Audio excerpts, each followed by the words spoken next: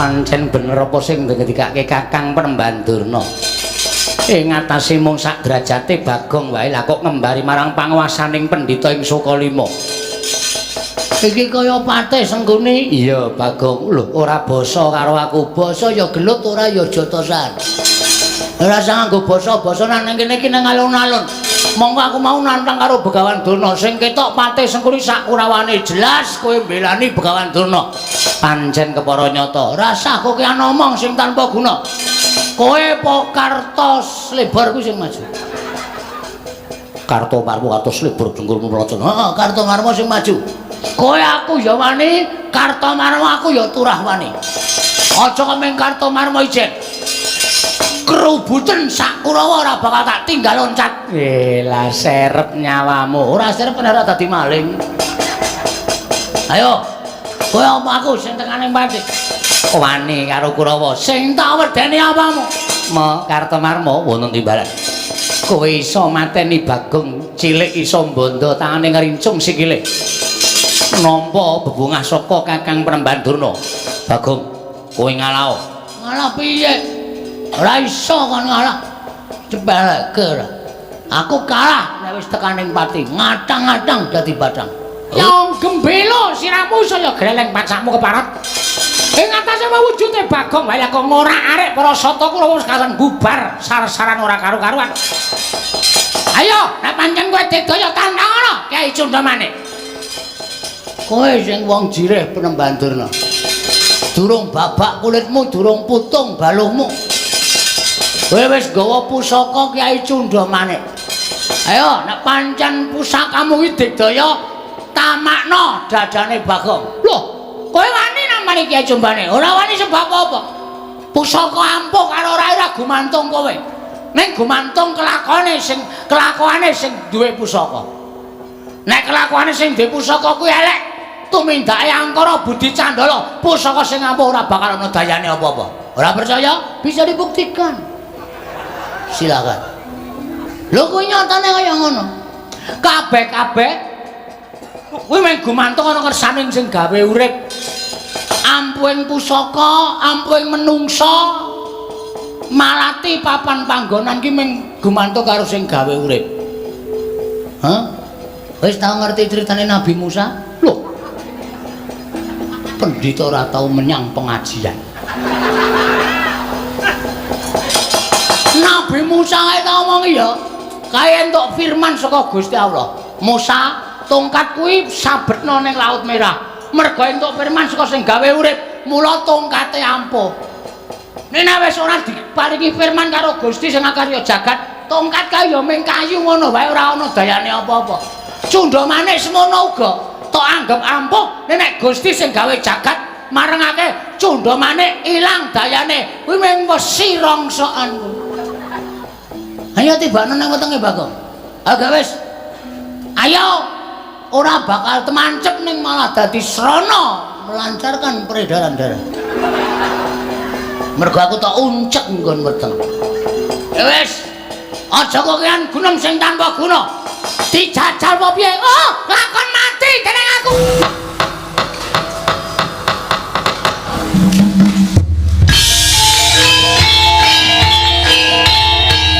Dilanjutkan pagelaran wayang kulit semalam suntuk oleh Ki Dalang Sena Nugroho. Selamat menyaksikan.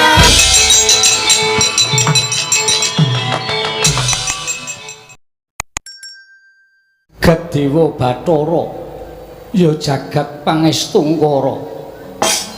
Gawe kaget tak kira yen to Ratu Sabrang ingkang sowan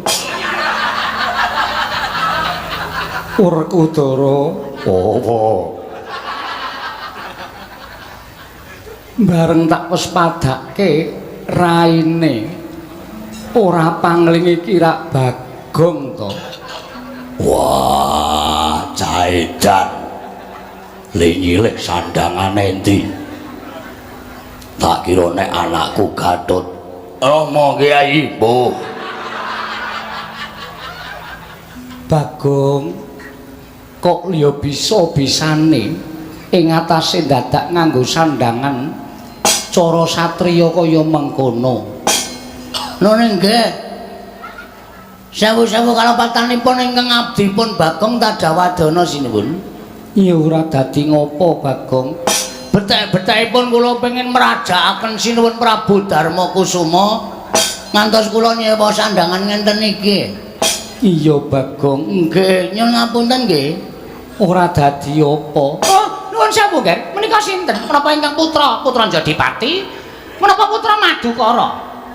Sanes bapa, mbok menawi bapa mboten mresani krana saking wingking. Menika pun Panakawan Bagong. Oh, wedhus tenan ora. Tiwas tak apik-apikke ora nganti dehem ngono Nalendra sowan. Oh, jebul Bagong to iki. Oh, lah penemban duna barang teng mriki. Oh iya Bagong. Oh, kowe nganggo sandangane sapa? Mboten ngertos niki sandangan Sencaki napa Gatotkaca lho radong. Sing penting kula nggo. Sing wigati kula merajakaken sinuwun Prabu Darma Kusuma. Panakawan Bagong padha raja sapraptamu. Nun. Tansah pinanganing kawidadan ring Sambikala. Kepanen kula ngaturaken sembah sumenging pangabekti kula kunjuk saripun Wa Prabu. Wa Prabu dengkulmu atos. Mengketa kaya putrane lho. Sinuwun Prabu Darma Kusuma. Iya Bagong tak tampa pangestuku tampanana. Kula pundi nggo jimat paripe dayanana ing kasantosan. Bagong Wodararja. Nune nggih wilujeng Ndara. Prayoga nunggun mulunggu. Nggih. Aja dinggo sak nggon-nggon, kok dak kleru lek ku nyebut. Mboten mungkin iki bar niki nggih. Cucul kula ya ming wangun apa mboten ngoten lho dadi piyayi. Le wangun awakmu wis wangun ning raimu tetep kere. Kempun atos suarane. Oh, Bagong Padaraja sapraptamu. Pengentenipun Begawan Durna wilujeng nering Sambikala. Oh iya tak tampa. Pangestuku tampanana Bagong kula pundi nggo jimat paripe dayanana ing kasantosan. Bagong Padaraja sapraptamu. Panangan Bagong Padaraja sapraptamu. Pangestunipun Ndara kembar wilujeng bekti kula kunjuk. Iya Bagong. Tak tampa pangestuku tampanana. Nune nggih sanget anggen kawin dadosaken jimat. Tak tampa pangestuku tampanana Bagong. Nune nggih jimat. Nenana ing kasantosan kabeh ping do mengestoni cok. Iya Bagong. Nggih. Ana apa Bagong? Sepisan kepareng ngaturaken tebah Siti Sekul binung teling ron klapa apuren tambah bilih wonten lepat kula nggih kula ngunjaken sampun Prabu Darma Kusuma. Iya ora dadi ngopo Bagong. Matur sembah nuwun. Ndungkap angka kalih mugi andadosna ing kawuningan. Sowan kula menika mboten saking pikajengan kula piyambak, namung kula menika dapur dipun utus dening kakekne Semar utawi bapak kula Semar utawi tiyang sepuh kula Badranaya. Iya Bagong, bapakmu ya kene. Bapakne ajeng pejah. Lho. Sebabe apa? Lara. Bapakmu lara. Nggih. Sak pengkere Ndara Janaka Kesah, kabar sing kula tampa, Ndara Janaka nika nilar kasatyan Madukara, nilar negari Ngamarta. Menapa leres mekaten sinuwun? Iya pancen bener. Mboten gantaran wektu bapak niku opnam. Bapakmu lara. Nggih. Madal sairing usada. Saniki teng griya nika mung kantun kecap-kecip. Awake kaya wis ora duwe nyawa, ming mripate tok sing urip. Ming kecap-ketip. Nek mak ampun mboten kalu, nek ngunjuk pun mboten isa ngunjuk. Kula ya wis omong karo bapak, Pak, rasa nganu gegereng awak, nek mati ya anak-anak wis ikhlas. Ngoten niku nek bapak tetep mboten purun seda. Monggo nek bapak seda niku kula bahagia. Wong edan bapakne mati malah seneng. Entuk lemah akeh banget kula. Wah, warisan diame-ame. Lah terus sawijining dina bapak niku ngendika kalih kula. Lah kene bapakmu iso omong. Saged omong iso ning lirih. Kuping kula dadak kula templekke enten tutuke bapak. Iya Bagong. Nggih. Ngenten iki. Bagong. Ngoten niku. Lah ya lek momong ki seru wae. Kok njur kaya bapakmu. Mengke ndak ora padha karo kasunyatan, mergo saniki niku napa-napa niku sok ora padha karo kasunyatan. Upamane piye? Kidul dusun ana ula gedene sak jempol, mengke kabar tekan tengah dusun ana kabar ana ula gedene sak lengen, mengke tekan lor dusun ana kabar ana ula gedene sak glugu. Kabar kalih kasunyatan boten padha niku saniki pun lembrah. Iya Bagong, nggih. Enten iki. Bagong. Kok wis seru? Bagong. Aku iso mari. Yen kowe nyuwun ngampil pusaka telu negara Ngamarta. Kula ya semaur, apa Pak? Matur sinuwun Prabu. Puntadewa nek aku buta pusaka telu nggo nambani awakku. Pusaka telu kuwi apa wae? Setunggal. Tumbak. Padha lali iki. Wah cilaka iki. Dadak mulih njaluk keterangan bapak ya mung wirawiri. Tumbak baru klinthing. Para welang. Nah, tempe karo Welang. karo welang. Tumbak karo welang angka 2 payung mutha. Wah, bature Pandhawa pirang-pirang puluh taun karo pusakane Pandhawa ora apal. Ora payung mutha. Lah payung apa? Pijet payung. Ora. Payung Tunggul Naga. Payung Tunggul Naga kalih perpustakaan wilayah. Pustaka Jamus. Lah, pustaka Jamus Kelima Sada nedya kula bolong. Bolok boyong.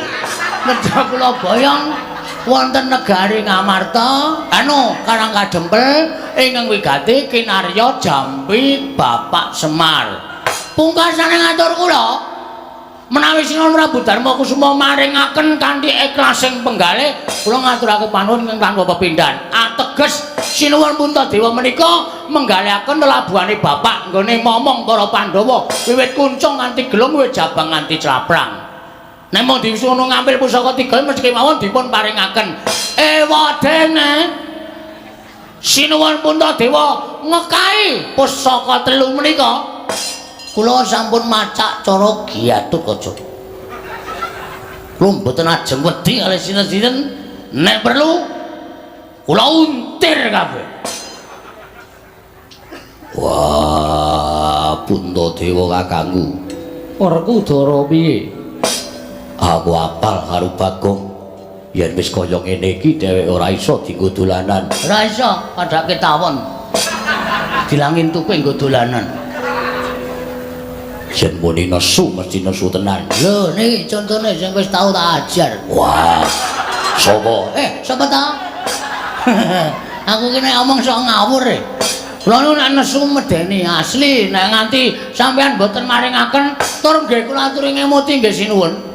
Bapak niku ling abdi karo Pandhawa pirang taun. Pun suwe banget. Bapak niku tetep dadi abdi konsisten.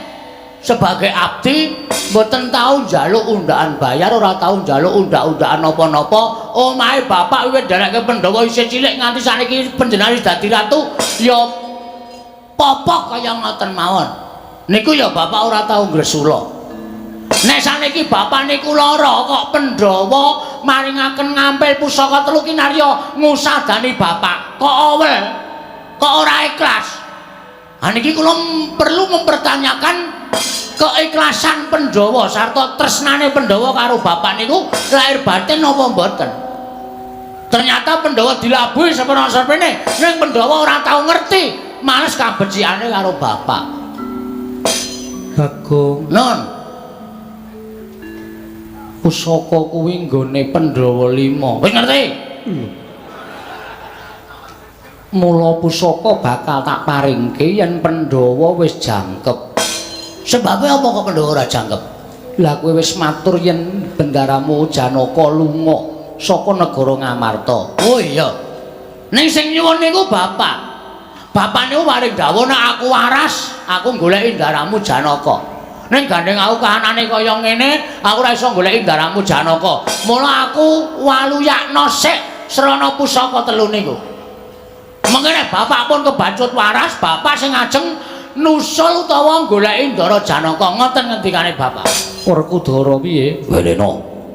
Wah, yen Bagong nganti ngopo-ngopo aku ora tanggung jawab. Kowe sing kudu nanggung. Kembar kepiye? Kula aturi maringaken kok Prabu. Kok Prabu kula aturi maringaken. Bagong menika bocah edan. Menawi ngantos sakmangke mboten pun paringaken geger sampun geger negari Ngamarta. Sinten ing badhe ngendhakaken dhateng pun Panakawan Bagong. Oh. Piye? Anu pripun? Iya Bagong. Pripun paringaken napa mboten?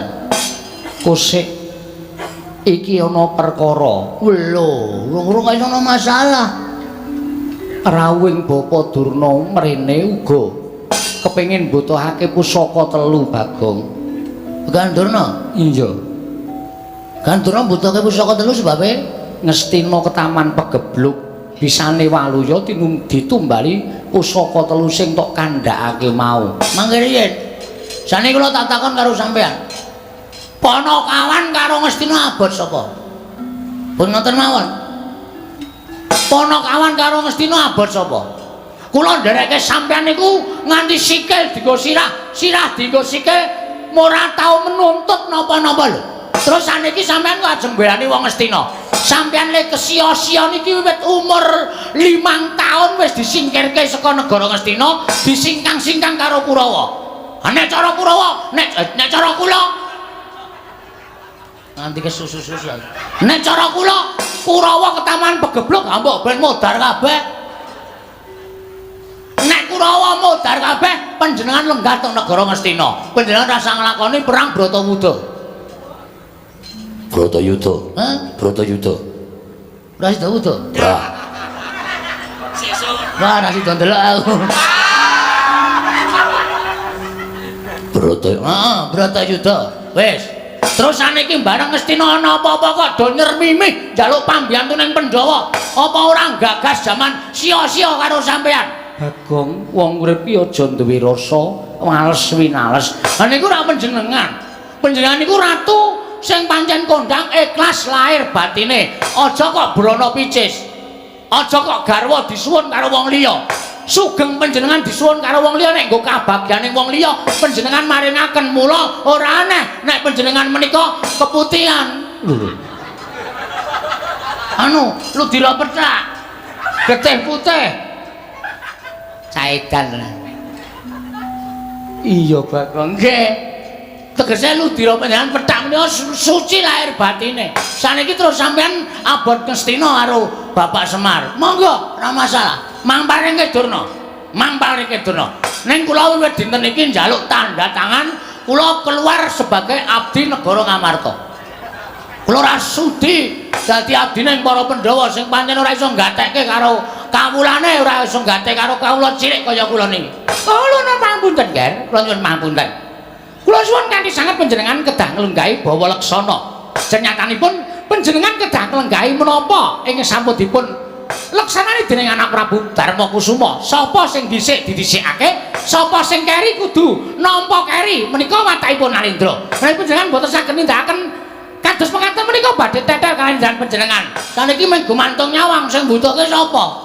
Apa sampeyan ajeng mentala karo Bapak Semar? Nek Bapak Semar ora ketekan pusaka telu, Bapak Semar seda sing kapitunan para Pandhawa. Oh, perkara Semar mati menika mboten napa-napa.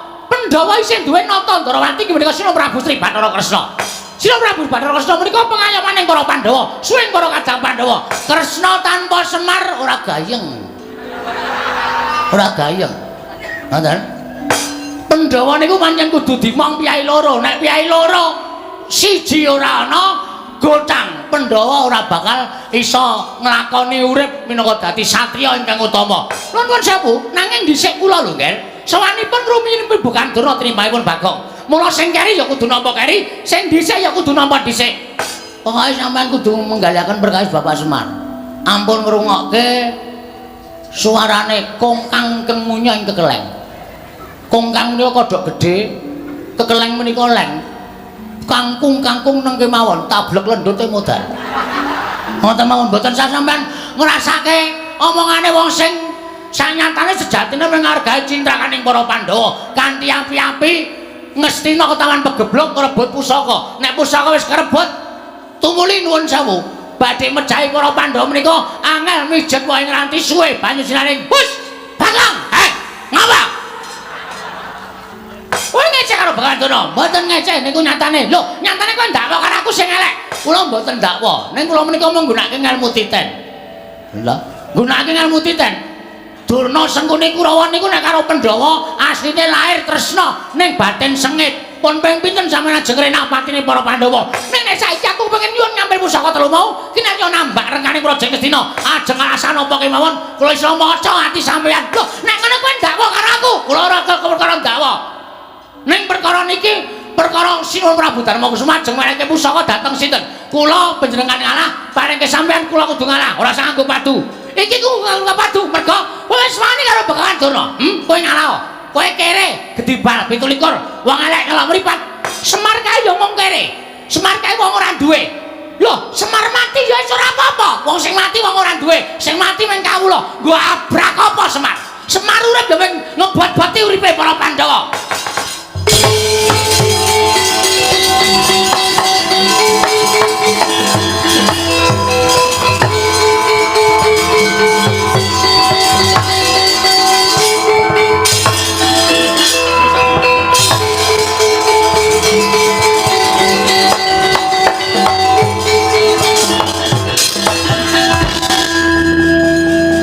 Bagong kok salin koloran iki arep gelut e. Gelut nang nganggo sandangan kasatian ki ribet dadak benake kelat bau.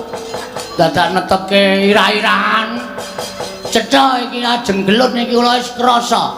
Nek mboten kula ajangi jembar ndak mung sak kepenake dhewe. Lho. Kowe ketoke bakal wani karo Begawan Durna. Lho, biyen wani saiki wani, Mbah. Ora ana alame Bagong kok wedi karo Begawan Durna iki kapan kula tak takon. Hah? Sampeyan ya wis kelingan nek kula niku mesti wani karo sampeyan. Lah kok tak takon lho kok arep wani karo Begawan Durna. Bagong niku ora wedi karo sapa-sapa, Mbah. Patokan kula niku anggere bener sing tak belani wong tuwa kula, aja kok sampeyan dewa mudhone Bagong ora gigrik. Hah? Aja kok ming Durna. Ha sampeyan niku kudu meh titele pendhita kondang manyor-manyor ra ning Ngastina. Ha to? Sampeyan niku upama gambare diumbulke ra tak iso mbukak, kalah terus. Ha kok sampeyan ajeng nantang karo Bagong. Saiki ngene.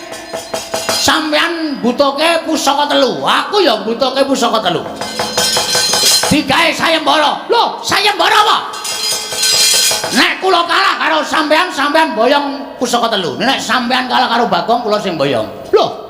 Oh, lah kewanen bocah iki, kewanen ucape. Ora mbok pikir dhisik, wis tak pikir, Mbak. Wis tak pikir. Aku ngerti kowe nggo Kurawa to, kowe gleleng nggo Kurawa. Kowe iki nek dhewe ya mung cekucas, lekucis. Ora ndek kewanen apa-apa. Ning gandeng kowe nggo Kurawa, Dursasana, Kartomawa, Surtayu, Surni, Sinden ngono iki. Kowe mesti gleleng. Kowe mesti kaya yak-yak kae. Ning Islam apa ki? Sasuwene urip Bagong iki dilalah kok ora wedi karo Kurawa. Ayo kruyun. Kruyun. Bagong aja gawe dak-dakan ning pasulayan. Sampeyan meneng mboten? Kene ana sing ngisru-ngisru leh kula nesu, ora nyawang sapa-sapa. Amuk kabeh. Nganggo tata krama ora? Nganggo.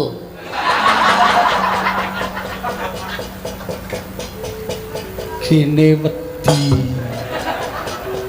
Kono gedhe. Keseron nganggo akik lendodot. Wah. Lali ra tak copot. Lho nek ngono kok wani karo Begawan sing tak wedeni apamu? Ayo metu jaba. Lho, kok wong tua kok ora mikir to. Carane ada. Nek ora aja tak nyoba. Rugi. Goblok ora. Aku ora guneman karo kowe sing merono. Nek pancen kemana metu to, Pak? Ayo, metu njaba.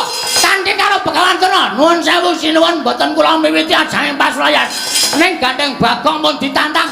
Nanti pampane wong neter kanthi dayan. Nang alun-alun negara Ngamarta temtoke kowe apa aku sing tekani mati. Wah, pendhita tak ingkal-ingkal gane ati.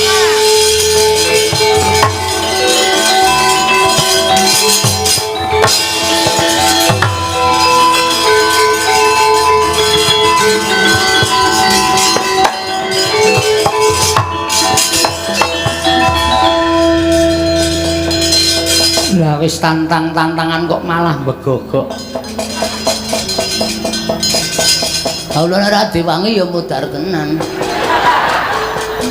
Lah jare mau wani, Mau ora ana Begawan Durna. Nek ora ana Karepmu piye Bagong? putrane do mangkat mboten. Sapa? Ndara Gargaca, Ndara Antarja, Ndara Antarsena. Wah, aku ora weruh. Ning pendak-pendak pasewakan mesti eneng Gatot Antarja Antarsena ora bakal tinggal karo kewajiban. Sip. Kula nyuwun ngambil Ndara Antarsena ya. Nggih. Ya, Ndara Antarsena Ndara Gargaca Ndara Antarja kula suwun ngambil. sakarmu yen anakku gelem ngewangi karo kowe. Jalu ana tulung. Kon ngundurke Kurawa. Sip. Makasih. Iya. Sampun sinuwun kula nyuwun pamit. sing ati-ati Bagong aja kaya bocah cilik. Ndarana kula Sedewa kula nyuwun pamit. Ya Bagong sing ati-ati aja kaya Bagong sing ati-ati aja kaya bocah cilik. Ndara Werkudara kula nyuwun pamit. Yo Bagong sing ati-ati aja kaya bocah cilik. Matur nuwun lho pun paring ngambil Kang Putra. Wah, yo sing ati-ati. Mergo jroning ati kula ora ikhlas nek pusaka telu ajeng diboyong kali Begawan Durna niku kula ora ikhlas lahir batin. Yo wis mongso Baranga. Nggih, nyuwun pamit. Sing ati-ati aja kaya bocah cilik. Nggih. Sampun sinuwun. Iya ya Bagong aja kaya bocah cilik Panakawan. Nun nggih. Nek mboten ngoten ndak ora rampung-rampung perkarane Durna niku mung arep gawe maksiat. Durna niku mung arep gawe kisruh negara Ngamarta. Kula sing ajeng nambaki. Iya Bagong Mangsa Barana nggih. Nyuwun pamit sinuwun. iya sing ati-ati. Sampun Ndara Kembar. Iya Bagong sing ati-ati, iya Bagong sing ati-ati. Ndara Werkudara kula nyuwun pamit. Yo Bagong. Nyuwun ngambil Kang Putra. Yo wis kono. Tak paringi ngambil. Nggih, ngoten mawon nggih mengke ndak selak kewengen malah ora prayoga kedadiane merga niki gawat tenan. Iya. Nek nganti sinuwun Puntadewa kelangan tumbak karo welang payung tunggul naga pustaka Jamus Lima Sada niku wong sing ora seneng karo Pandhawa niku ajeng gawe cintakaning para Pandhawa niku angel mijen moyong ranti suwe banyu sinaring. Nggih ta? Iya. Leres mboten? Bener. Kula nyuwun pamit. Sing ati-ati aja kaya bocah cilik. Ndara Kembar kula nyuwun pamit. Iya Bagong, iya Bagong. Ndara Werkudara. Yo ana mangkat to. Au, mangkace ya Jem. Nggih wis nang dawuh. Kuwi sapa kuwi sik lemu kuwi? Adik kula. Rondo. Wah. Ora ngabari aku. Aku ki penggemar. Penggemar tekule atos. Sampun ngoten mawon kula nyuwun pamit sinuwun. Sing ati-ati aja kaya bocah cilik. Nun nggih, parang. Iya. Nyuwun pamit Ndara Werkudara. Yo sing ati-ati. Parang. Yo. Merga kula niku nek wis karo Kurawa jane asli ora seneng. Sengit kula kepati-pati karo Kurawa. Mula niku ndek penjangka nek Kurawa ketemu Bagong ijan padha ijan upamane. Iya. Kartomarma pas mlaku-mlaku dhewe ketemu kali kula mesti tantang gelut kok. Yakin kula jak gelut mesti. Iya, mergo sengitmu karo Kurawa. Nggih. Lah kula lek sengit ki mergane napa? Kurawa niku mesti gawe cintrakane ndara-ndara kula para Pandhawa. Monggo kula tresna ning ndara-ndara kula Pandhawa. Iya, ketok tresnamu karo Pandhawa. Mekaten. Sampun. Iya. Sampun. Iya. Pun nggih. Yo sing ati-ati. Ndara Kembar sing pamit. Iya sing ati-ati, iya sing ati-ati Bagong. Ora usah kesusu-susu sare-sare. Wis ya Yem. Inggih ngatos-atos. Ora tak ajar tuman mae nggih. Yo. Ora tak waneni ndak Durna iki arep suwi-suwi ya ta. Iya. Mergo pun nggih. Yo sing ati-ati. Sampun Ndara. Iya sing ati-ati. Ndara kembar. Iya sing ati-ati. Kula tak medanjawi. Mbuh rawang sulat. Lho kok nesu? Pamit kok bola-bali. Ngene iki ngopo? Angu. Ora nggawa dhuwit. Wah, ora duwe. waduh. Durung ngomong wis muni ora duwe. Awan, kula nyuwun pamit tambek metu. Sing ati-ati aja kaya bocah cilik Ponokawan. Ngene nggih. Pun mboten ngangge gamelan. Iya. Ming batur sak kula ditabuhi. Ngeselke sing do nabuh. Iya. Iki Patih Handakawana to iki? Inggih. Kok le sowan kok adoh banget. Kuwi nggo 300. Beto. Nak sili. Ingkang wingi dereng nyaur. Iki aku didhawuhi Sinuhun Prabu Puntadewa kok nyilih kowe. Engko sing nyaur Sinuhun Prabu Puntadewa. Estu. Tenan. Nggih, monggo. Engko sing nyaur Prabu Puntadewa. Nggih, ngestaken dawuh. Werkudara Apa? sabubaring pasewakan Andakawana wene ana 300 ya. Mengko ndak aku ora kepenak uripku Bagong. Wah, Ponokawan kentir. Wah, iso gawe wirang ratu Amarta.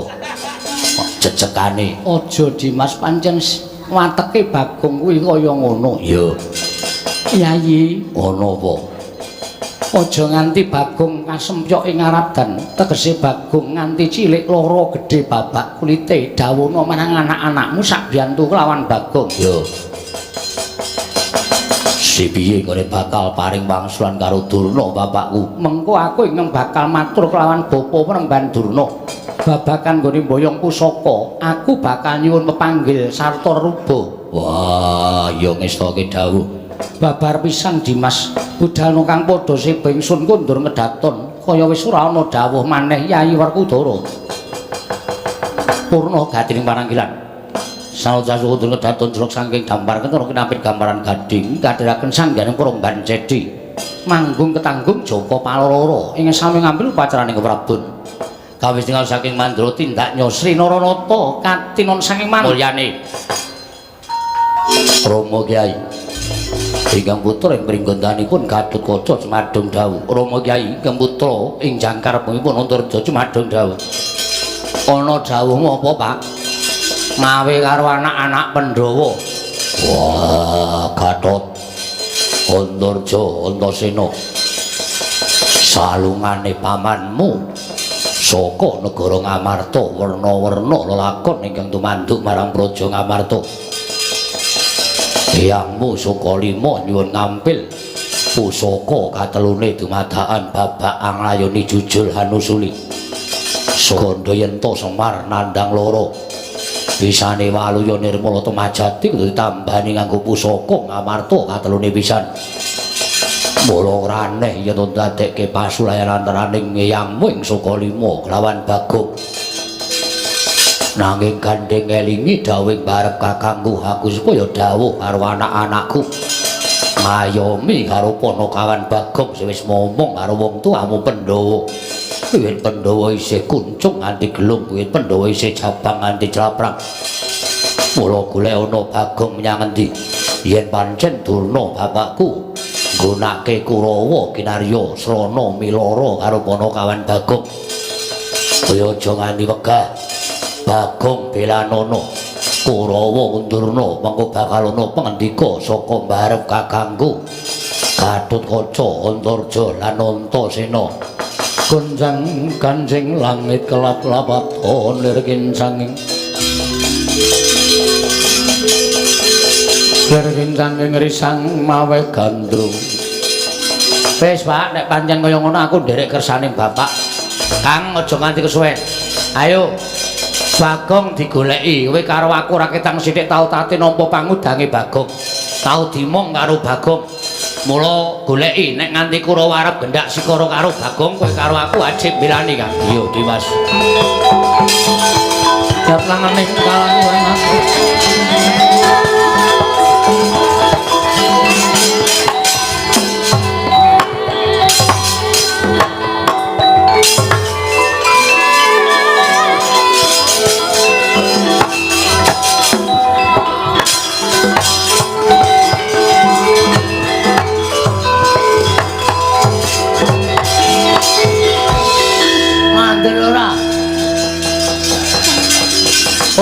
jok ujare wong daplok. Durna iki nang ndi papan anggring gleleng. Anggring gembelo sirahe suarane kemlotak kaya krakal. Mesti nggawa Kurawa. Nek ora nggawa Kurawa Durna wonge ora tau wani sing rapenak. Kurawa dampyak goleki aku. Aku ki pinter ndelik wong aku iki copet kok. Dadi bingung Urataya. Kebingungan goleki aku. Ning suwe mesti kecekel iki.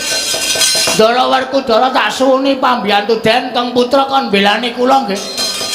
Ha kok bubar pasewakan kok Werkudarane ra ngetok pancen wedhus tenan.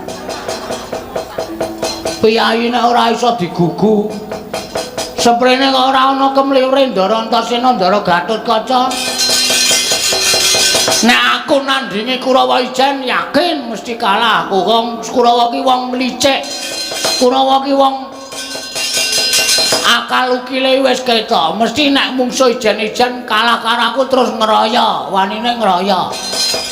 Lah nek dikeroyo ya kalah. Kene ora aku cekak-ceket goleki Ndara Antasena Ndara Gatotkaca, Ndara Antarja takon belani aku selak kecekel Kurawa modar. Nek ora goleki Ndara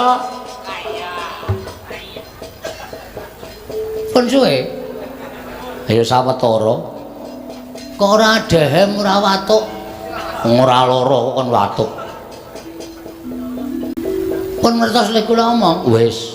Terus keputusane Sapa? Keputusan sampean bilani kula mboten? Gong. Nang Aku kuwi tau tate tok kudang. nggih. Aku tau tate tok mong. Dek cilik biyen ning aku ora kelingan. Ning kowe tau tate momong aku, Gareng ya momong aku, Petruk ya momong aku. Semono uga aku Bagong. Aku kelingan jaman dijedi ning kawah Condro Dimuka. Biyen aku capet-capet ketok ana Ponokawan sing nunggu aku ning pinggiring kawah. Kula nika. Ha Petruk iki wedi karo panas. Gareng iki karo kawah Condro Dimuka di kula sing nunggu sampean. Kowe Nggih. ngaturke panuwun. Sami-sami. Sampeyan tegese utang nyawa kali kula. Mestine ngono. Yen nganti kowe kena genining Condro Dimuka, mesti kowe tekaning patimu. Aku ngaturke panuwun dene kowe arep gelem nunggu nalika aku dijedi. Nggih. Terus iki mau Kanjeng Rama paring dawuh. Rama sapa? Rama Werkudara. Ngendika pripun? Kowe arep diajar Kurawa. Nggih. Panjenengan nika wedok pun do mangkat. Wonten sing gawa glugu, wonten sing gawa sekop. Ajeng mala kali kula. Terus sampean Aku didhawuhi Kanjeng Rama Kyai Jodipati kon ngewangi karo kowe. Oke. Ha iki sing arep kok mendorong tak piye iki? Aku ya kon ngewangi, gong aja kuwatir. Nah. Pun nek sampean niat ngewangi kula, maju gempur Kurawa. Ning nek aku sing maju kok kira-kira ngisini-sini. Apike ngene, Gong? Pripun? Aku ngewangi ning kowe maju wong methoke Kurawa. Yo gelut wae yo. Kowe karo aku senggel. Lho. Kok malah nesu? Nesu. Wong ngewangi kok malah kula kon maju. Kowe nek lolo tak tambani, nek mati tak uripke. Aja kuwatir. Mangkat to. Yakin? Yakin? Serius? Iya. Nganggo apa le nambani? Banyu sungetku iki. Ki nek diperes metu banyune. Nek nggo nambani wong loro iso mari, nggo nguripke wong mati sing durung winanci iso kelakon. Wah, kene ndek kutil lampu. Kutil dengkulmu plocot kuwi. Iki pusaka padhake kutil lho. Kula tak maju, Aku sing tansah memanuki lakumu aja kuwatir.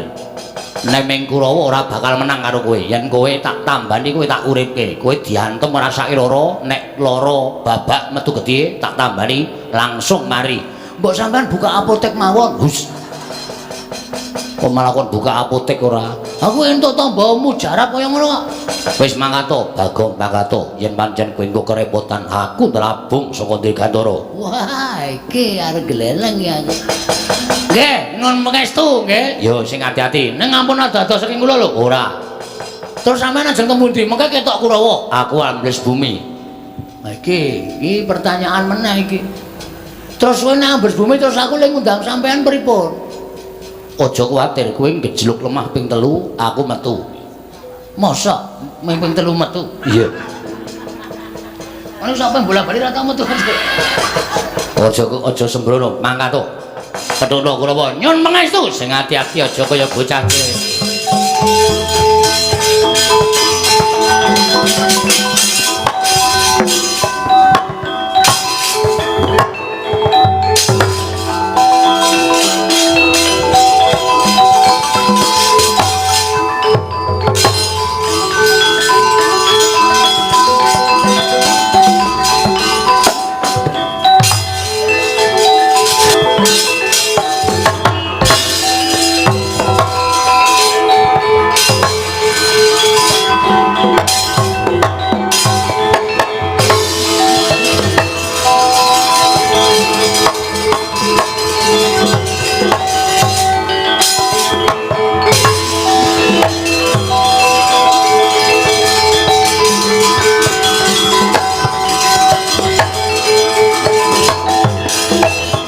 Pancen bener apa sing ndikake Kakang Penemban Durna.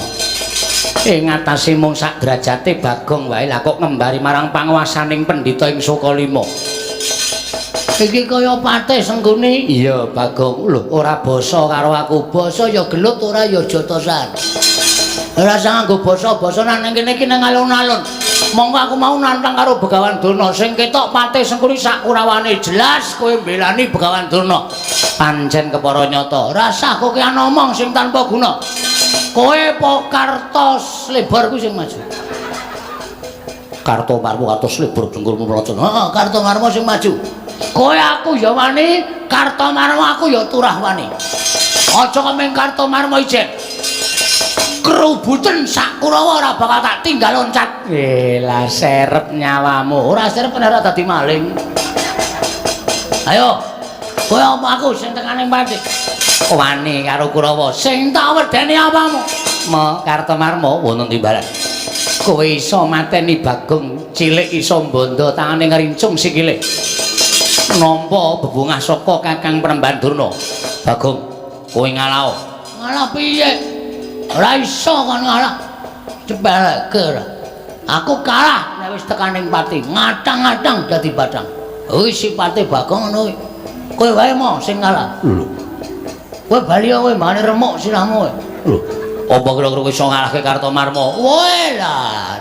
Didelok malam ini. Bengi iki kowe apa aku sing tekaning pati? Pedhot sirahmu, ha? Pedhot gulumu. Wah, gimer sirahmu tak nggo gatheng kowe. Wah, jan saya suwe aku malah saya merinding. Bagong Sumbari kok meden-medeni. Ora meng kowe mo. Patih tuwek iki cecek untunan. Ora mlungos kok ngarep aku. Amuk Suramrata, Jayamrata imbang yang padha-padha. Pecah sirahmu. Pecah genti legane ati upar.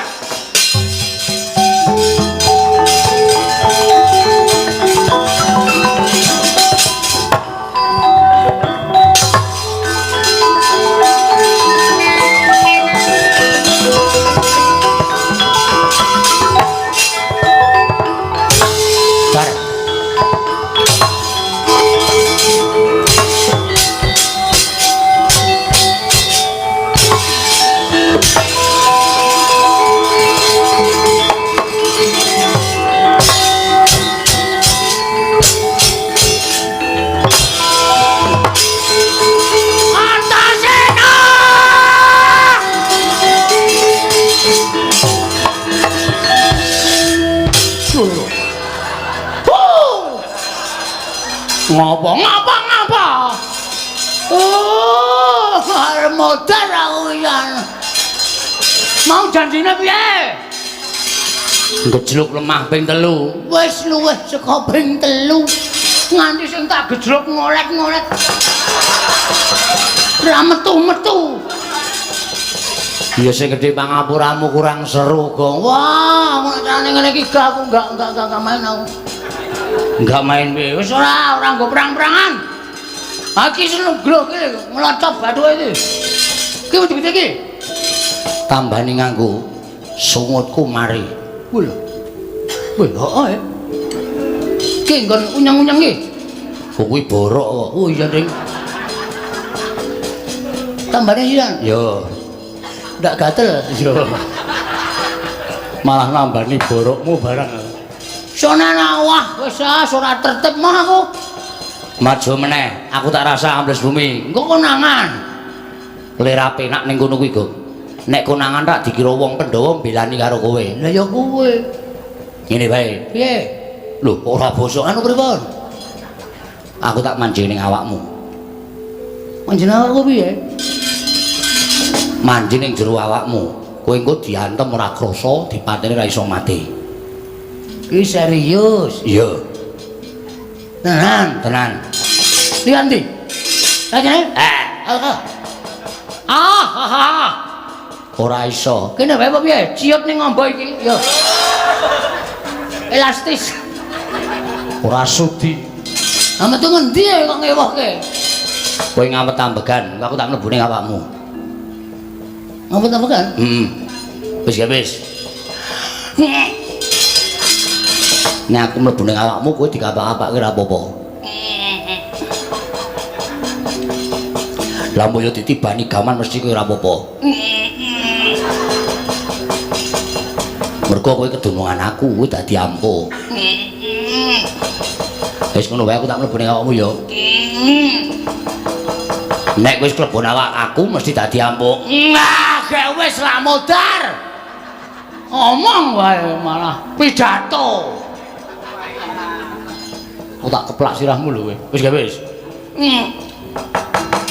Gong, Nang, wis. sampe teng ngendi? Aku wis nang awakmu. Lho, kok ora mbrenjol ya? Ora. Mergo iki sukma. Wah, lah gleleng iki. Kowe diantem ora apa-apa, dipateni ora iso mati, mergo saka dayaku. Terus kula iso napa meneh? Iso ngilang mboten? Ora iso. Mbok gawe iso ngilang. Benar nyolong kowe. Saidan ora. Ambles bumi ya iso, mabur ya iso. Weh, lah kok sampean nek dadi wong biasa ora iso mabur? Mergo aku ora dikeparengake mabur. Nek aku sing duwe kekuatan iso mabur. Wo. Nek ambles bumi Ngampet ambegan niat ingsun ambles bumi, terus sirahmu tatapno aspal ngarep kowe. ki anggere kok ora aku gejegluk tak jak senggel. Iya. Ngampet ambegan. Weh. Kok ora sida? Weh, engko nek ra nyata mlenthung jase. Nyata-nyata gawe wis. Niat ingsun ambles bumi.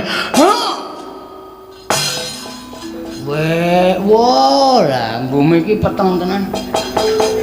Ora ana apa-apa, Bruno. Wah, lah kaya ana wong kae. Tak jak Pak, wah asem ayit to. Jaratan ketok le mringis metu ngolah.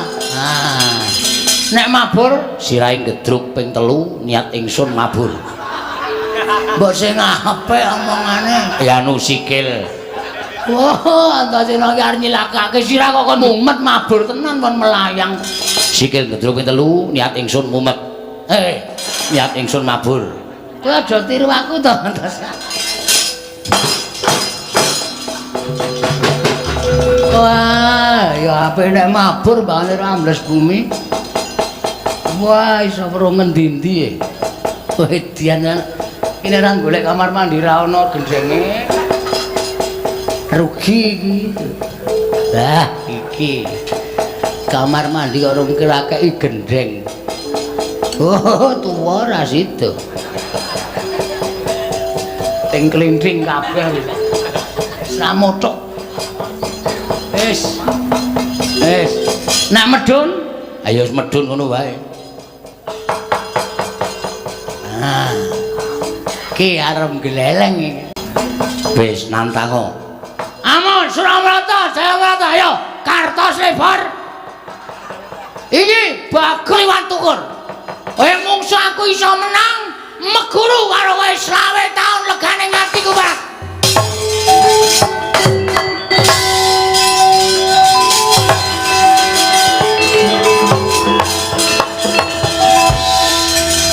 Mripate kok mendelik sajahe mentas meguru anyar. Ora memper meguru kok ming sedilit. Ning matek aji jaya kawijayan. Ayo, kowe iso gawe aku semaput gedene aku tok antem glecak. Meguru karo kowe 20 taun. Pecah siramu nyah.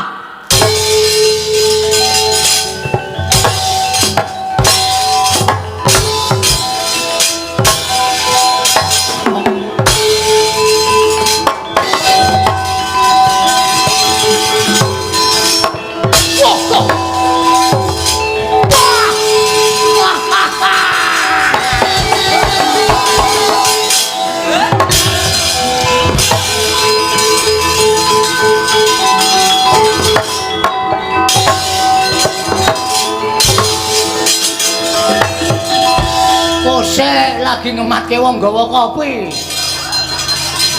Urung-urung nyekel tumbak ora. Ayo pecah siramu kowe Ya tumban. Nah tumban. Tumbak iso mbolong dasku. Aku meguru harus 2 tahun. Ya guys. mati tenan kowe Bagong Hah? mati tenan Engko tak jas. Manggon tak baterai colokan listrik murip menang guys. aja edan Ora edan serius iki. pecah siramu nya Ya iki do ora ngene gamelane. Ngapa dagdug-dagdug? Pecah siramu. Wale Ding. pecah siramu nya Ah ngono. Hot. Hut. Wah. Oh, mati aku. Mati aku. Wah. Waduh. Ya Allah.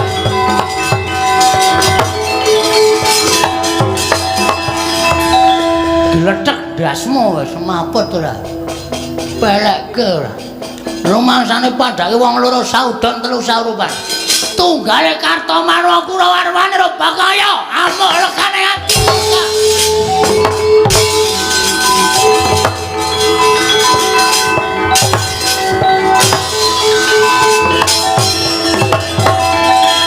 Sapa kowe? arepku Kartodendra Per bulan kowe. ora tombal Didenda terus peranganing para Sata Kurawa Kartodendra. dasar Kurnyata Kartomarma kalah karo kowe Kartodendra durung karuan Kowe arep ngapa kowe? ngajar kowe Kowe nek aku ngene iki kira-kira kowe gila ora? Lho, dimati lho. Lho. kok mblesek awake Ora mung awake tok. Aku nek bleseke sak ndase. Ora percaya kowe? Lho, mati aku apa mau kapane? Ayo, Kurawa maju ya. Kurawa maju. Proyok ro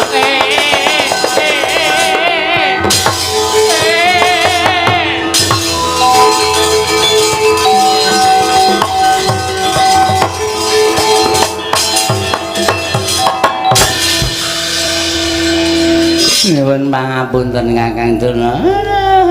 Jambaya. Mboten nginten babar pisan nek Bagong digdayane kliwat ukur. Loh, Bagong digdaya mergane. Kula sawang saing katebian iso ambles bumi. Bagong iso ambles bumi iso mabur. Kakang Durna Kurawa bubar maut mboten kanten-kantenan. Kula sumanggaken Kakang Prembat Durna. Oleh Bagong aja pamer. Kuat nampani Kyai Cundha maneh aku meguru karo kowe keparat.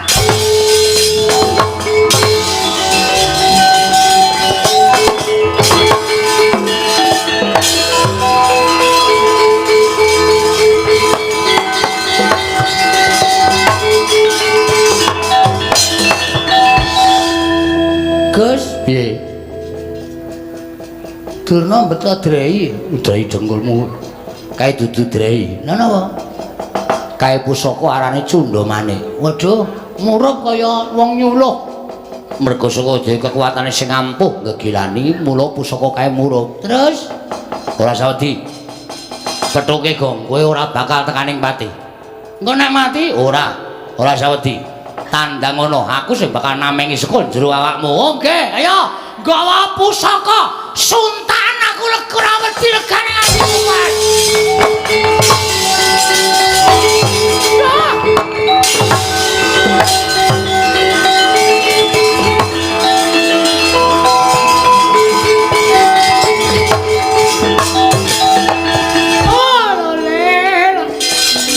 Entos malu kembol manyar-manyar duk ning dungkul wana dadi alasan Satiwana. Saya gembelo siramu saya greleng pacakmu keparat. Ing atase wujude Bagong wae kok ngorak arek para Sata Kurawa wis kasan bubar sar-saran ora karu-karuan. Ayo, nek pancen kowe dedaya tantangono Kyai Cundha maneh. Kowe sing wong jireh Penemban Durna. Durung babak kulitmu, durung putung baluhmu. Kowe wis gawa pusaka Kyai Cundamanik. Ayo nek pancen pusakamu iki digdaya tamakno dadane Bagong. Loh, kowe wani namane Kyai Cundamanik? Ora wani sebab apa? Pusaka ampuh karo ora gumantung kowe. Ning gumantung kelakuane sing duwe pusaka. Nek kelakuane sing duwe pusaka kuwi elek, tumindake angkara budi candala, pusaka sing ampuh ora bakal ana dayane apa-apa. Ora percaya? Bisa dibuktikan. Silakan. Lho kuwi nyatane kaya ngono. Kabeh kuwi mung gumantung ana kersane sing gawe urip. Ampuhing pusaka, ampuhing menungsa, malati papan panggonan ki mung gumantung karo sing gawe urip. Hah? Wis tau ngerti critane Nabi Musa? Loh. Pendhita ora tau menyang pengajian. Nabi Musa kae tau ngomong ya. Kae entuk firman saka Gusti Allah. Musa, tongkat kuwi sabetno ning Laut Merah. Merga entuk firman saka sing gawe urip, mula tongkate ampuh. Nek wis ora diparingi firman karo Gusti sing ngakarya jagat, tongkat kae ya mung kayu ngono wae ora ana dayane apa-apa.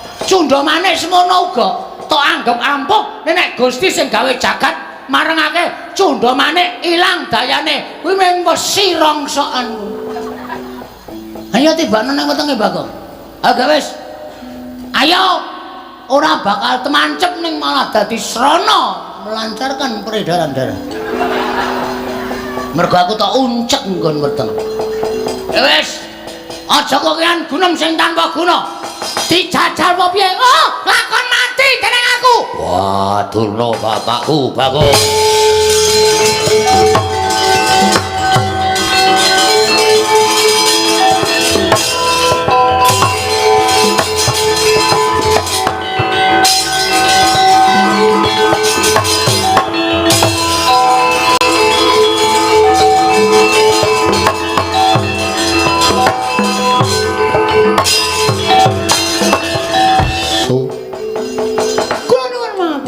Ger. Iya, awis saking pangatenipun ponakan Bagong saengga kula damel ribet wonten ing negari Ngamarta sewu-sewu kalepatanipun ingkang bapa tadah wadana. Bapa Penemban. Mestinipun bapa Penemban Durna menika saged menggalih Bagong menika namung derajating Panakawan. Nanging sabab menapa panjenenganipun bapa Penemban Durna mituruti dhateng menapa ing dados pikajenganipun Panakawan Bagong. Oh, iya margi Bagong sampun dhateng bapa ing Sukalima. Bagong sampun ngias dhateng bapa ing Sukalima. Bagong sajaipun sampun ngilani dhateng bapa ing Sukalima. Namung semantena kang kinten kula Bagong namung dapur gegojekan. Mboten gadhahi niat wantun kaliyan bapa Penemban Durna. Oh inggih menawi ngaten kula nyuwun mangapunten lan salajengipun kula nyuwun dawuh saking Paduka Anak Prabu Puntadewa. Menggah kados pundi babakan perkawis menika? Sapurnaning pasewakan ingkang putra tumuli manjing wonten ing sanggar pamelengan nyuwun dhateng panguwasaning dat Kanggur Wengdat mugi-mugi pikantuk pepadang nyatanipun Dewa Asung pepadang dhateng ingkang putra pun Darma Kusuma Jawata paring wangsit pusaka katiganipun menika kedah dipun lintoni. Lho, dipun lintoni menapa? Dipun lintoni wujuding kanugrahan ingkang badhe mandhap wonten ing jagat ingkang nami Wahyu Jati Wasesa Bapa Penemban.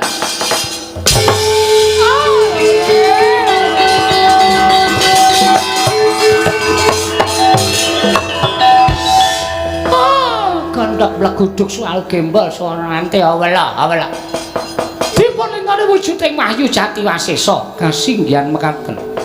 Menawi bapa saged ngaturaken inggih menika wujudipun Kajeng Jati Wasesa tuwin Sekaring Jati Wasesa kula badhe ngaturaken wujudipun tumbak Karawelang payung tunggul naga miwah pustaka jamus yang jimat kelima sada wujudipun Sekar Jati Wasesa lan Kajeng Jati Wasesa kula aturaken paduka badhe maringaken pusaka tetiga inggih kasinggihan mekaten nyuwun pamit yer kula Bapak badhe ngupati wonten pundi dunungipun.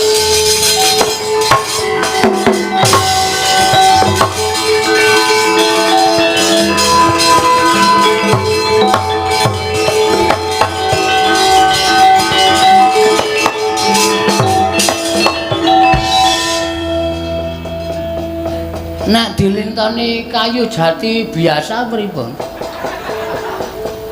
Bagong, Nun.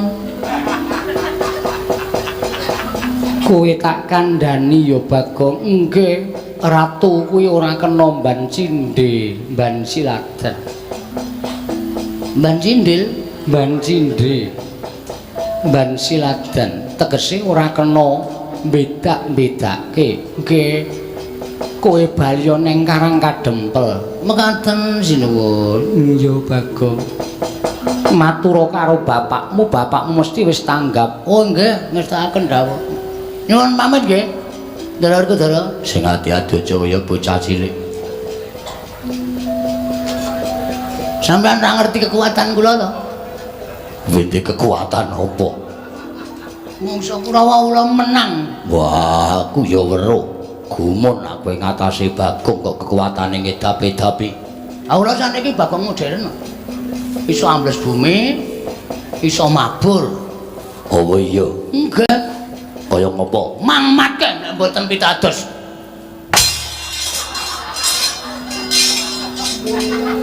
Seneng ta kowe? Bahagia ta kowe? Metu ra omong-omong. Soale iki nek metu omong. Modar. Dapusi ale Kang Putra. Kok minta slupe kok njur arep sapa-sapa arep diumuki bapakku barang arep diumuki wong bapakku iki wong ngerti kok arep diumuki. Mbok menawa Wis Bagong baliya, sandangamu kae mau gawanen. oh iya. Kula kakek kraton e wae. Ya wis jupuken. Nggih, ajeng kula nggih melih. Ya wis kono Bagong.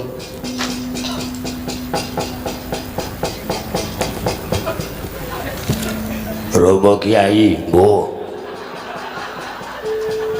Dimas Antasena, Ketak ndasmu kok. Ora dakoni tenan aku. Ora masalah. Sing penting kowe iso gimer sirahe gareng. sik diancam kok kakane. Nyuwun pamit, Sinun. Sing ati-ati aja kaya bocah cilik. Nggih, nyuwun pamit nggih. Iya.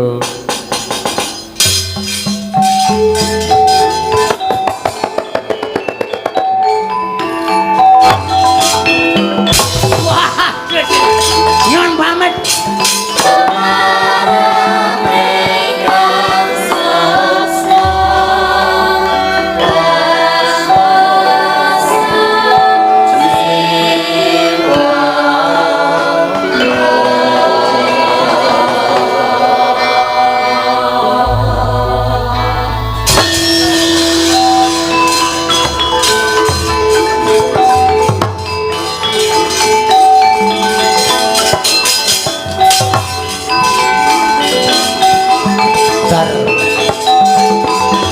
Tungkara wayah Bathara Jagat Pate sawetara nggonmu ngadhep prayogakna nggonmu ngabyantara ning ngarsaning ingsun Pate Sambega kawula rekna nuninggi Kanjeng Sinuwun sampun boten kirang prayoga nggih kula ngabyantara ngarsa paduka Gusti kula ingkang sinuwun Prabu Gudha Kesa namung kepareng kula ngaturaken sembah semua ngeping pangabekti kula kunjuk sandhap wada paduka Gusti kula ingkang sinuwun iya tak tampa gawe gedhening atiku ora liwat pangestuku tanpa nono.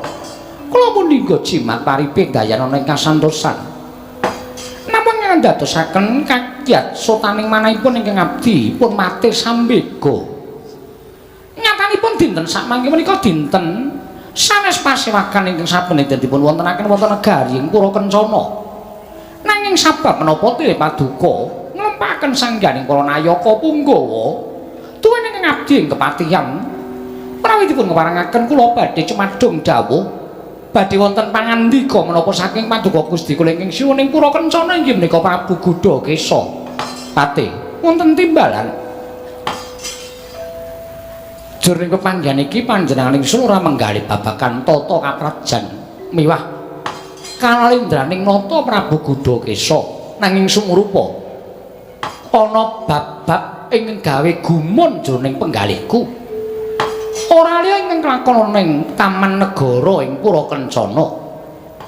Akeh para abdi malah akeh sangganing para nayaka Punggawa ingkang padha mbutekake yen to jroning Taman Sari Negara ing Pura Kencana mau tuwuh wujuding werksa ing winastan Jati Wasesa malah wis katon ngembang ambabar gondo arum nanging eloke lamun ana sawijining abdi utawa kawula negara sartaning nayaka lan punggawa ingkang kepi-kepi lan kepingin amethik kembang mau dumadakan wit Jati Wasesa ing mapan ning Pura Kencana mau tumuli ilang dikedhepake. Mula nalika semono panjenengan ingsun mbuktekake dhewe kaya ngapa ta wujude kembang Jati Wasesa ing mapan ana ing telenging Pura Kencana. Lah kok jebul saksuwene aku nyumurupi marang tetukulan kembang-kembang sakwernaning kembang ingkang ana ing Projeng Pura Kencana endahe ora kaya yen to aku nyawang marang kembang Jati Wasesa. Nanging kaya ngapa bareng panjenengan ingsun kepengin methik wujuding kembang mau tumuli wit Jati Wasesa ing mapan ning telenging taman muspra tanpa lare. Mula pate kumacelu kaslak nata ing penggalih ingsun bisa duweni marang Sekar Jati Wasesa mau. Dina samengko sira patih ndak utus. Nun inggih.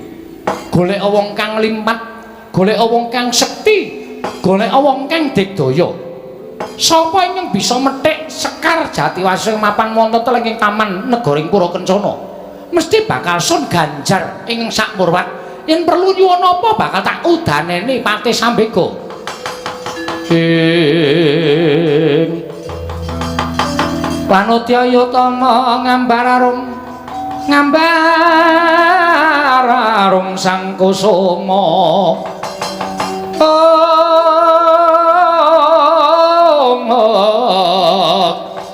gembrang-gembrang yen ngandika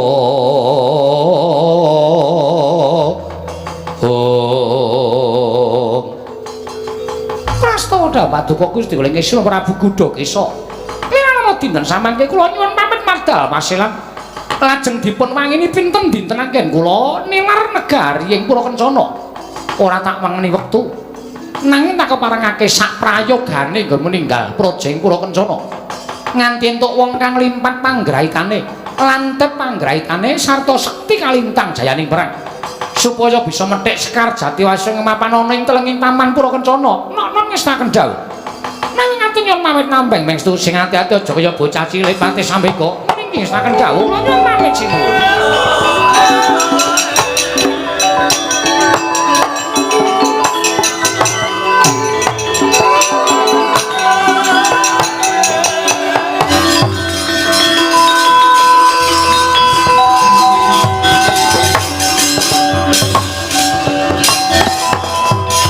Sune nek tak tanggapi wayang cara wetan ki do nyemak. Oh, ora do kei.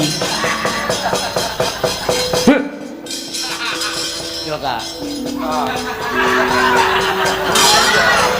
Dikawe nyemak kok. Rumangsa kula.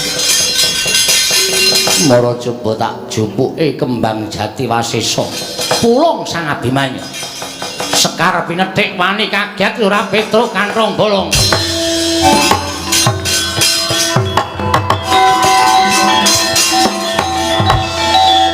Ana kawan petruk. Jarine kembange arep dipethik. Wite ilang musna saka pandulu. Nanging nyatane bareng tak pethik iso tak pethik wujuding Sekar Jati Wasesa. Lah niku dadi tambane bapak.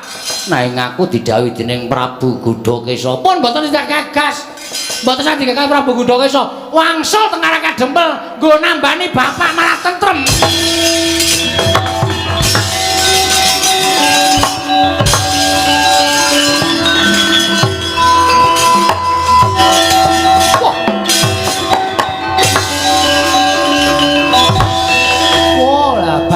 Bagus ning licik. Bareng iso methek Sekar Jati Wasesa. Lah kok malah lunga saka negara ing Pura Kencana apa rumangsamu Prabu Gudakesa ora iso ngoyak karo kowe Abimanyu.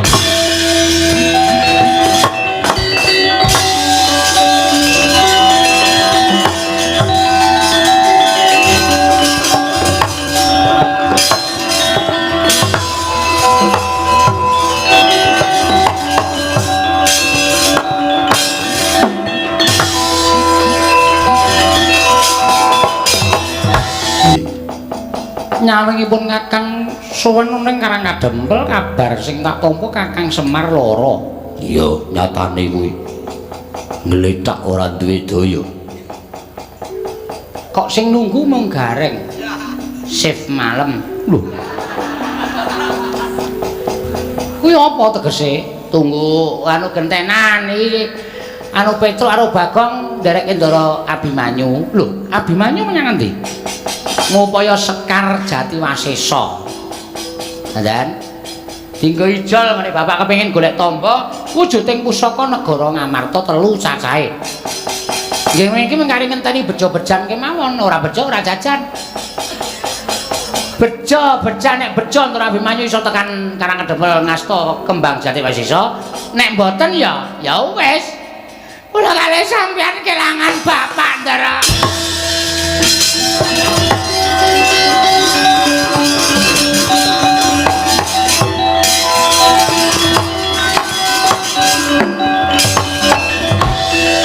Abimanyu wonten dawuh. Ndotong-ndotong kembang. Piye kuwi? Menika Sekar Jatiwasesa kok Prabu lah dal. Entuk gawe kok. inggih pikantuk. Lah mara coba dienggo tamba utawa dadi srana waliyane Kyai Semar Badranaya. Kula pasrah dhateng paduka Kanjeng Prabu Ndrawati. Mara coba kaya ngapa?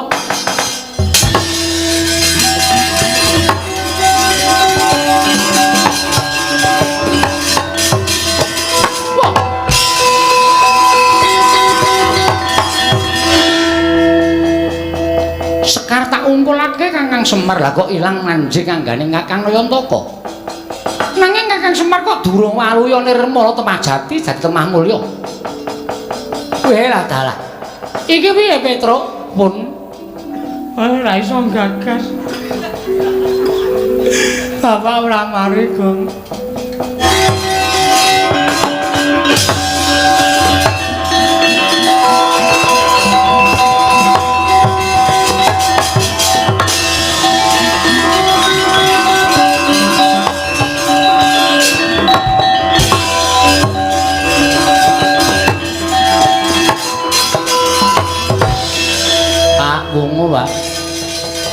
Wungu, Pak. Enten wong wedok ngamuk. Ngendikane Sinuwun Kresna, Bapak tepang, Bapak tepung, wonge ngamuk ora ana sing iso menang. Nek Bapak mboten wungu Karangkadempel ajeng diobong, Pak. Mawungu.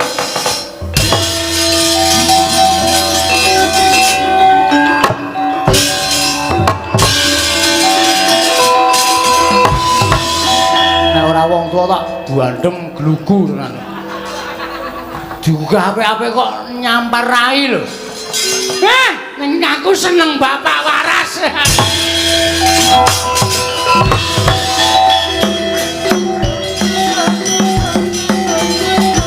Bapak iki sapa iki? Gilani. Ana wong kok. Arep bolos ning aku cinta padamu. Bapak iki sapa lho iki sapa? Wah, kowe iki Mbah tresnaku karo kowe kok nganti kaya ngene. Aku to tinggal lunga lah kok dadi aku nganti lara to Kanastren. Kowe aja ninggal aku Kanastren.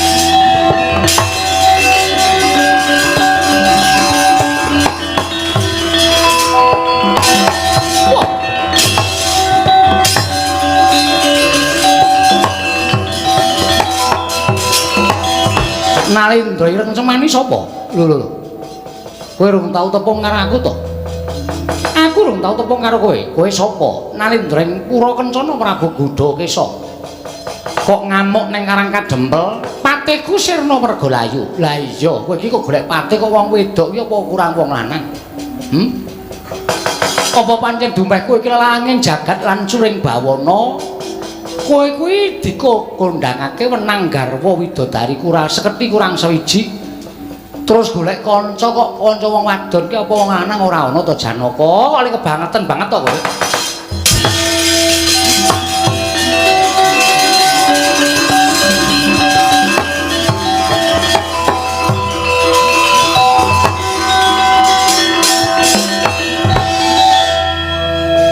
Kok lunga saka kraton nampi dawing dewa kinen rumeksa Sekar Jati Wasesa monggo kembang wis dipethik dening Si Abimanyu ditampa dening Kakang Semar menika kanugrahan tumraping para Pandhawa Kaka Prabu syukur yen to pancen kaya mengkono. Ayo Yayi kondur marang praja mesake dulur-dulurmu nuninggi ngestaken dawuh Werkudara. Nggih. Mlumpuk ning Karang Kadempel nanging resik ana dhisik aja nganti ana ingkang bakal munasika. Yo.